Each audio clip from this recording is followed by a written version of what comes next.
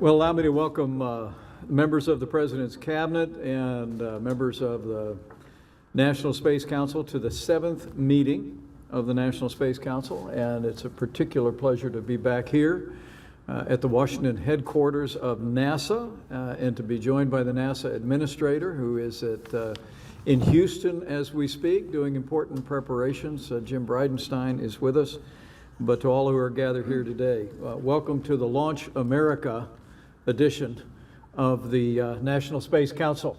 We are 1 week and 1 day away from when America will return American astronauts on American rockets from American soil to space.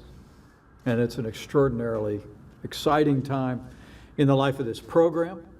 And I know I speak on behalf of the President of the United States when I express my appreciation, Jim, to you, to the entire NASA team, my profound and humble admiration for the astronauts that we'll be speaking to in just a few moments, who will be carrying American leadership back into space from American soil next week. And I know I speak for the President when I say how grateful we are for the long hours of work represented by the members of this administration, of so many critical agencies, that has really put into practice President Trump's vision for renewed American leadership in space. I had the great privilege, as I see General Hyten with us, Vice Chair of the Joint Chiefs of Staff, I had the great privilege of being at the Air Force Academy not long ago when we commissioned the very first class of officers to the United States Space Force. And that, combined with the return of American leadership in human space exploration, this is an extraordinarily exciting time. And it comes at an important time in the life of our nation. We find ourselves over the last many months dealing with an unprecedented pandemic, but we've seen the American people respond, from our healthcare workers to first responders to leadership at every level across the country. We have stepped forward and met this moment as a nation. But now, as of today, when all 50 states are in some measure beginning to reopen, when we see encouraging signs of beginning to put the heartbreaking losses that we've experienced and the case numbers declining, it's a time of great hope and a great encouragement. Even the news yesterday of a promising new vaccine being developed is giving hope to the American people that we'll get through this. And when the history of this time is written, we'll record that we got through this together, working together as Americans, under the leadership of this President, in full partnership with all of our governors. With a whole of government, a whole of America approach, we've responded. But it seems to me altogether fitting that as the American people come every day closer to that day that we put the coronavirus epidemic in the past, that we're approaching such an exciting time in the life of our nation, whether it be the launch of the Space Force or whether it be the launch of American astronauts back to space next week. This is exactly the kind of leadership that has ever inspired our nation throughout my lifetime, and I know it's going to be a great inspiration to the American people when we see those rockets fire next week. I want to thank a special group, all new members of the National Space Council who are with us: Secretary of Energy Dan Brouillette, the Acting Secretary of Homeland Security Chad Wolf, the Acting Director of National Intelligence Rick Grinnell, and the new Director of the President's Domestic Policy Council, Brooke Rollins. We welcome you to the National Space Council and are grateful to have your leadership. Today we're going to hear from other cabinet members that have played such a key role in the development and implementation of the President's vision for American leadership in space. Secretary Chow and Secretary Ross are going to update us on the latest on regulatory reform measures that have really catalyzed private and entrepreneurial development of space. The Secretary of the Energy, Dan Brouillette, is going to talk about how we're leveraging American energy in space. Jim Bridenstine is going to give us a report on the progress of not only Launch America, but also the Artemis Program, which will put the next man and the first woman on the moon. by 2024, and we'll hear from the Deputy Secretary of Defense about the stand-up of the Space Force. I'm also especially enthusiastic about hearing from two extraordinarily courageous Americans. Colonel Robert Benkin is going to be the Joint Operations Commander for the mission that will take to the skies and take to the heavens next week. We'll be speaking to him in just a few moments. Doug Hurley will be the spacecraft commander as well, and these two astronauts represent the best of America, and they will be renewing American leadership in space from American soil, and we're going to be very grateful to speak to them in the time that they have remaining today. With that, let me just thank all of you. It's remarkable to think in 3.5 short years, America is leading in space once again. With the launch of the Space Force, we're seeing to the security of our nation. With the return next week of American astronauts to space on American rockets from American soil, we're renewing our commitment to lead in the vast expanse of space every bit as much as America leads in the free world. So thank you all very much for your great leadership. And Jim Bridenstine, share some opening comments, then I think we've got some astronauts to talk to. Yes, sir. In fact, they would be here right now. They are going through some final medical treatment. And as a matter of fact, part of that testing is COVID-19 testing. So that kind of gives you the situation that we've been operating under during these days. And while it's been difficult, it's also important, which is why we've been moving forward with alacrity. I can tell you another important update that I just got. It gives me a heavy heart to share it with you. But Annie Glenn, the widow of John, passed away. Maybe even this morning. I just got the update. The reason I bring that up is because it's a reminder of the shoulders that we stand on. We think about the Mercury program, the Gemini program, the Apollo program, and the history that is behind us. As you mentioned, sir, we're going to launch American astronauts on a brand new rocket. This has happened in American history 4 times. Mercury, Gemini, Apollo, and now commercial crew. I should say space shuttle, and now the 5th time commercial crew. So this is a historic moment, and I look forward to Bob and Doug joining us as soon as they get done with their medical testing. In the meantime, sir, you're absolutely right. We're going back to the moon. We're going sustainably. We're following the President's Space Policy Directive 1. As you announced just over a year ago, we're going to send not just the next man, but the first woman to the South Pole of the Moon by 2024. And we have been moving forward very rapidly to achieve that end state. And I'll just go through the different elements of that where we've been making great progress.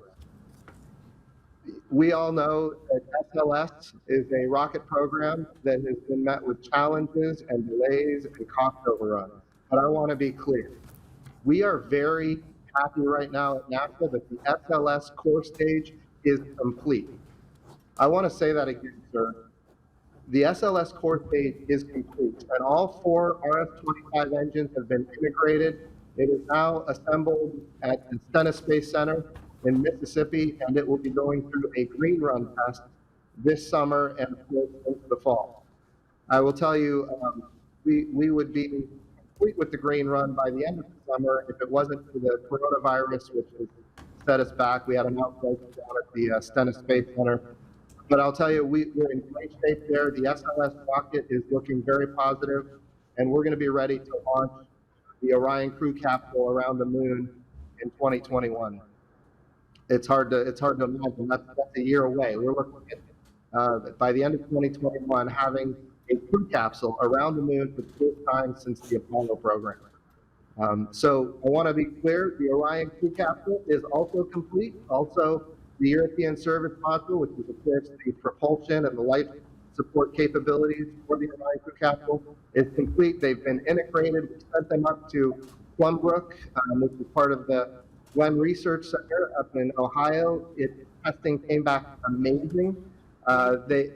I was kind of shocked at how little problems we had with the Orion crew capsule, and I'm knocking on wood as I say that. The Orion crew capsule is back at Kennedy, and it is waiting for the SLS rocket to join it, where it will be mated, and then launched in 2021, towards the end of 2021, around the middle. In the meantime, we continue to develop the Gateway, which is how we make sure that our landing systems on the moon are sustainable.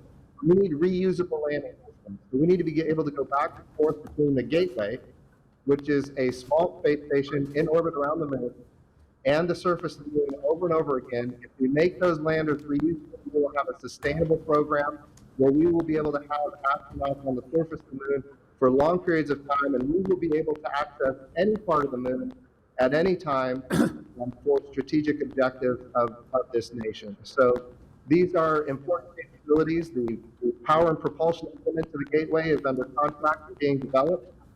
A small habitation module, we call it HALO, is also being developed.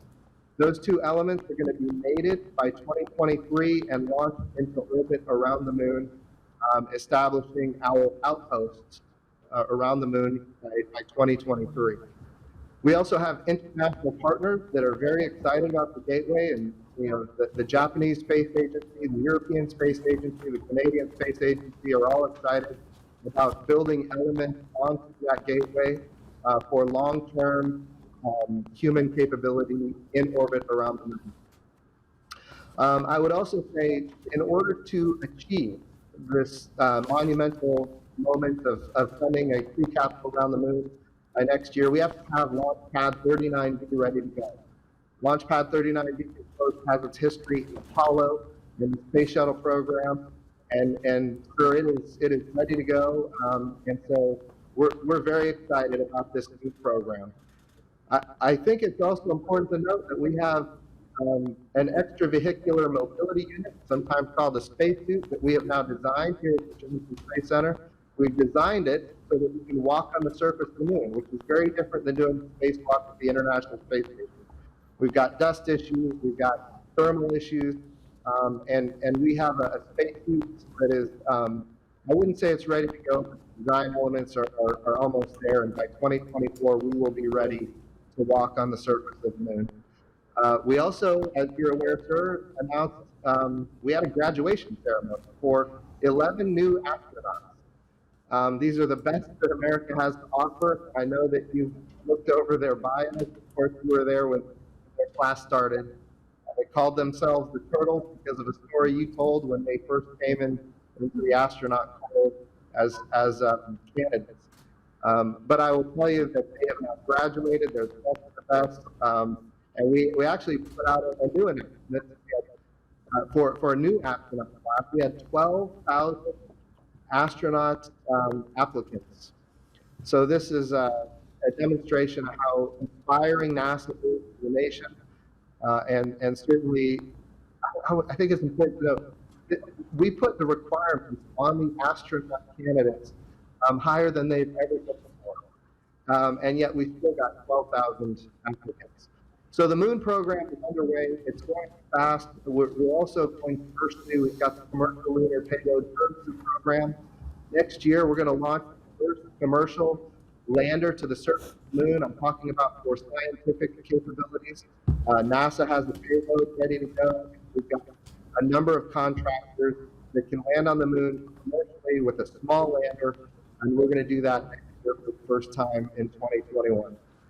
The Artemis program, of course, we named it Artemis because Artemis is the twin sister of Apollo in Greek mythology, is strong, sir. We are so grateful to the leadership of you, the chairman of the National Space Council, making sure that we have the resources necessary to achieve these milestones. But when we talk about the moon program, that is the really the starting point for our journey to Mars. The long-term goal, but immediately, as I mentioned just a few minutes ago, we are launching American astronauts on American rockets to the International Space Station for the first time since the retirement of the shuttle back in 2011. We have now for 9 years been without a human space program, and in fact, so Space Policy Directive 1 being given without a moon program. In the meantime, China and others around the world are going to the moon very quickly, but we're coming back. We're coming back fast. We've got everything we need to lead the world once again, and our international partners are coming back and wanting to join us in these efforts. But in order to get to the moon, we first have to be able to launch American astronauts on American rockets. Of course, the commercial crew program is the standard for how we continue to low Earth orbit in the future. And we have two amazing Americans with us right now. I just got told that they are now out of their medical testing, and they are with us. I'd like to introduce Doug Hurley and Bob Lincoln. I want to just say, and you know this, these are veterans of the Space Program. They've flown each of them flown numerous times in space on the space shuttle to the International Station. And of course, if you look at their bios, we're talking about an engineer from a test pilot in the Marine Corps, and we're looking at a test engineer from the Air Force, PhD from Caltech in mechanical engineering. These are the best that America has to offer, and they are about to embark on a test flight.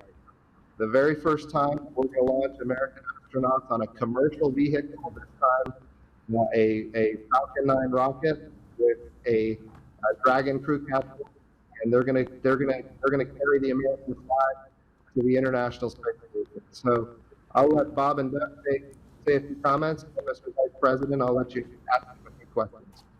Well, thank you very much, Jim. Thanks for that very thorough and informative review of renewed American leadership in space here at NASA. I know President Trump is grateful for all of your efforts, all of the efforts of the NASA team that's looking on, and we're incredibly proud of the timetable that you're on.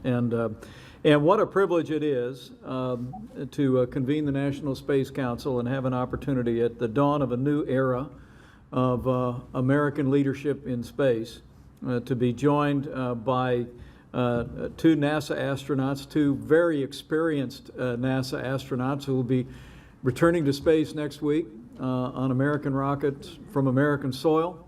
And let me formally welcome Colonel Robert Bankin and Colonel Douglas Hurley. And on behalf of the President of the United States and on behalf of the American people, thank you for your long service to this nation. Thank you for your incredible leadership in NASA, and thank you for stepping forward one more time. And welcome to this meeting of the National Space Council. Now, by way of introductions, I'm proud to say that Colonel Bankin is going to be the Joint Operations Commander for the mission, responsible for all the rendezvousing, docking, and undocking. Native of Missouri, been a NASA astronaut since 2000, but before that he was a flight test engineer general in the United States Air Force. Colonel Hurley is going to be the spacecraft commander for Demo 2, responsible for activities, launch, landing, recovery. Native of Appalachian, New York, selected as a NASA astronaut in the same year as his counterpart, 12 years into his NASA career. Colonel Hurley retired from the United States Marine Corps, where he proudly served as a fighter pilot and a test pilot for more than 24 years. And Colonel Hurley, I will tell you that my Marine Corps fighter pilot son will be very jealous that I had a chance to speak to you today. He really will. Each of these men have completed 2 space flights aboard the space shuttle and have logged more than 1,300 hours in space, 6,000 hours of training. They've been through rigorous preparation for next week's launch. And let me just recognize you, Colonel Bankin, and afterwards we'll get some comments from Colonel Hurley. But thank you for being with us today. I know it is a very, very busy time, but we're really honored to have a chance to speak to you for a few minutes. Colonel? Guess you're first. Well, thank you for that.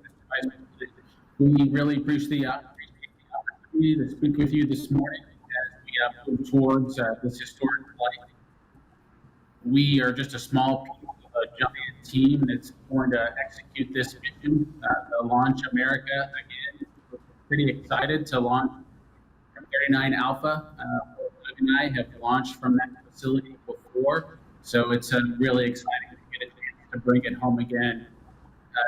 Doug and I have both spent years in the astronaut office, going through the process of launching American astronauts from Soyuz, and we are really excited with the experience to bring it back home and share with the new classes of astronauts what it's like to launch Americans from American soil. We do want to thank the team that worked so hard to continue to press forward with this mission in the face of the challenges in the COVID-19 situation. And we're both really excited and prepared to pull this off and bring it back home. With that, I'll pass it over to our mission commander, our spacecraft, Hurley. Thank you, Robert. Great words. Very inspiring. Go ahead, Colonel. It's great to talk to you, Mr. Vice President. Administrator Bridenstine, great to see you again, sir. We can't emphasize the amount of hands that touch this vehicle from start to finish. The folks in the commercial crew program at NASA and the folks out at SpaceX, it's just been an incredible journey to get us this far. And in some ways, it's really hard to believe we're going to launch next week, but it's incredibly exciting. You know, as Bob mentioned, the challenges of the last few years for the entire world and the United States and how the teams have come together during this pandemic to get us to the point where we're in Florida tomorrow has just been awe-inspiring, and I hope that takes great respect for all the work folks have done to this point. It's a real honor to just be a part of this program and to launch American rockets from Florida one more time. Well, thank you, Doug. Thank you. And thank you. And it really is a testament to all of you. And as you said, all the hands in this program, that even in the midst of a national crisis, NASA stayed on mission and kept doing the work. And I have to tell you that it's going to be a great inspiration to the country next week to see you two go aloft from the Kennedy Space Center. Doug, you were, I'm told if I got my facts right here, you were on the final space shuttle mission, and this is going to be a little bit different. I'd love for you to share with the National Space Council and to those looking on, what does it mean to you to be going back to space from American soil after nearly 10 years, since we ended the space shuttle program? Number two, did you expect us to be headed back to space? And number three, how different is this experience in training and in the rocket itself, the spacecraft, from the shuttle mission? Whatever you want to reflect. Yeah, I appreciate that, sir. I guess the first part of it is it was a tremendous honor to be part of a shuttle flight. Just 30 years of history and be able to close it out the right way was just a humbling experience for sure, and great to share with crewmates and then of course all the folks that were involved with the shuttle for so many years. So it was just a tremendous honor. You know, the last plus years has been a lot of work and a lot of work to get us to this point where we're ready to launch again from Florida. And I certainly won't deny that there have been an incredible amount of challenges in those times. You know, just getting to the point where we had two companies who provide this service and then working through all those technical challenges that came along the way. I think Bob will certainly agree with me that the shuttle training program was very much established almost down to the minute. We knew what we were going to do the year and a half before we flew every day. Mm-hmm. And it was very well understood. The training program that we have again, was something that we took an active role along with training folks here at NASA and training folks at SpaceX to develop. So it's been a work in progress for at least the last few years, and it will probably continue to be honed for the next few flights until it gets to be this finished product.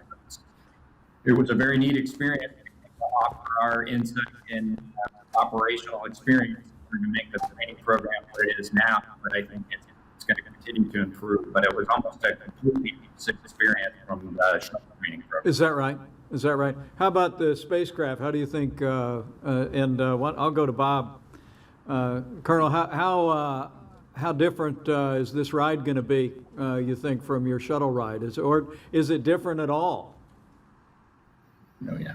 I think for both, Doug and I, we're expecting a very different experience from the Falcon 9 and the Dragon capsule at the space station. Of course, years have passed, so we have a much more modern design with the Dragon vehicle, and we're looking forward to that. Those that have seen pictures of the inside of the space shuttle saw a lot of add and duct tape additions that were not there when it was originally designed, and many of those features that were added have been integrated directly into the vehicle, and we're very appreciative of that. I think the other thing that we're really excited about is just the partnership that SpaceX and NASA have been able to achieve to draw upon NASA's experience as they continue to innovate and build something new and move forward. So I think we're really proud of that partnership and proud of the vehicle that we, the team, when I call that specific lead, Ms. Charwell and the rest of the SpaceX team, we're all one group working to pull this mission off, and we're really looking forward to doing them proud, doing a good job to take care of the rest of the members of our team as we accomplish the mission of docking to the International Space Station.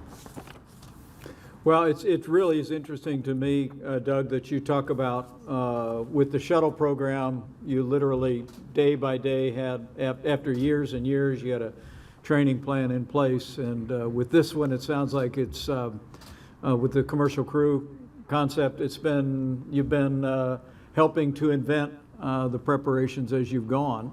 And that's a great testament to both of you. And to the fact that while American astronauts have gone to space many times over the last 50 years, you all are, in a very real sense, trailblazers of a new era. Do you feel that, or is this? Do you see this just more as a continuation?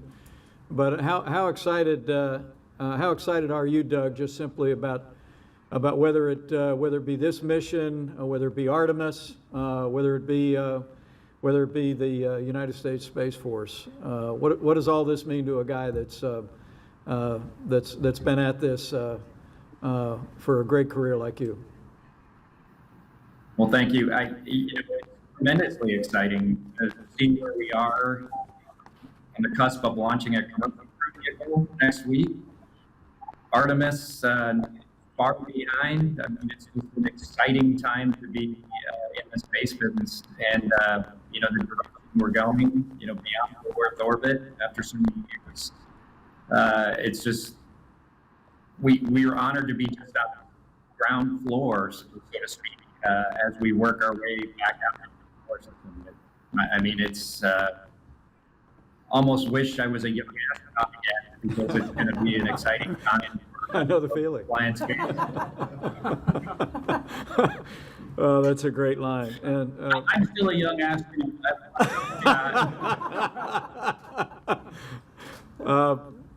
Listen, we'll let you go. I want to commend you. You all are not just two great astronauts.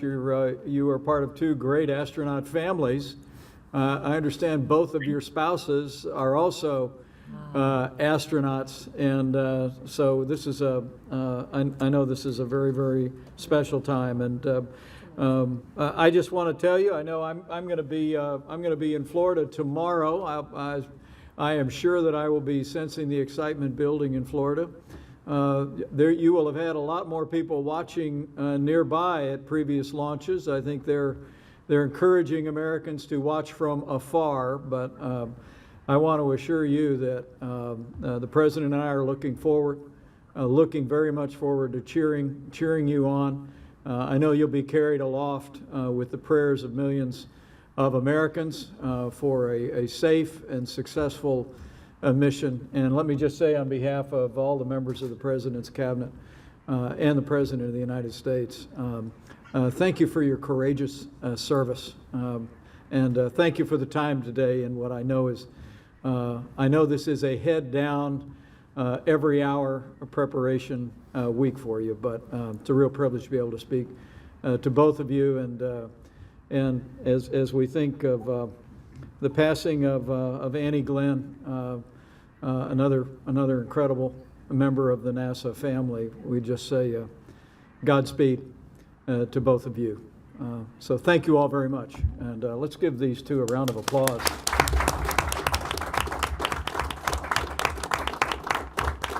Thank you, man. Great. Thank you, sir.